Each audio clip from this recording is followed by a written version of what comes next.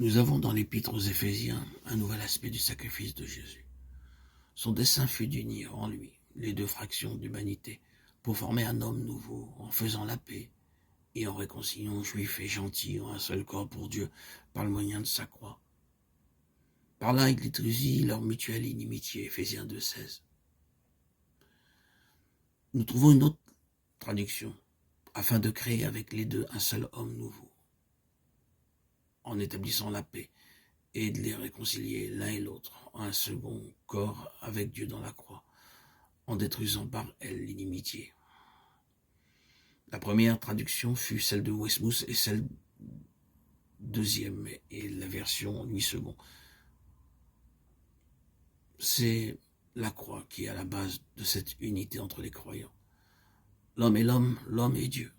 C'est de la croix que jaillit toute lumière et toute vie pour l'Église et pour le monde. Mais arrêtons-nous quelques instants sur le dessein d'union de Jésus en donnant sa vie au calvaire, laissant la gloire du ciel. Il descendit ici-bas, se rendant obéissant jusqu'à la mort, même la mort de la croix. Par là, il détruisit toute inimitié entre les croyants, et même entre tous les hommes. Et cela est vrai pour tous les siècles, si seulement les enfants de Dieu acceptent le message de la croix pour leur propre délivrance. Au moment où l'apôtre écrivait ce message, l'humanité était divisée en deux parties, les juifs et les païens, les circoncis, les incirconcis. Les circoncis portaient en leur corps la marque qui les séparait des autres hommes pour Dieu. À eux appartenaient l'alliance, les promesses et les autres privilèges d'Israël. Les incirconcis, les gentils, c'était le reste du monde, tout ce qui ne faisait pas partie du peuple élu, les païens. Mais les uns et les autres, également tombés, avaient besoin d'un sauveur qui les délivrât du péché. La différence entre eux était surtout extérieure. La circoncision est faite par la main des hommes. Le mur de séparation n'était pas d'ordre spirituel. La loi des préceptes et des ordonnances non plus. Le Fils de Dieu vint pour unir les uns et les autres et créer en lui un homme nouveau. La séparation entre juifs et gentils était d'ordre surtout religieux. Il y avait pour le juif une question de conscience et d'obéissance au commandement de Dieu.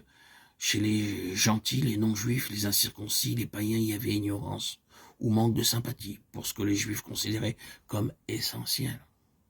En apparence, l'union entre les uns et les autres était impossible. Et cependant, le dessein de Christ, c'était de les réunir. Et la croix fut tout à la fois l'endroit et le moyen de cette union.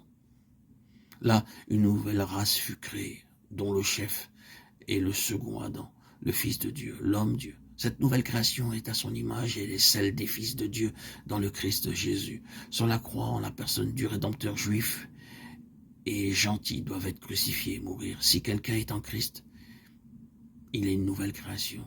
Et c'est en lui que les juifs et gentils ont accès auprès du Père par un même esprit. Éphésiens 2,18.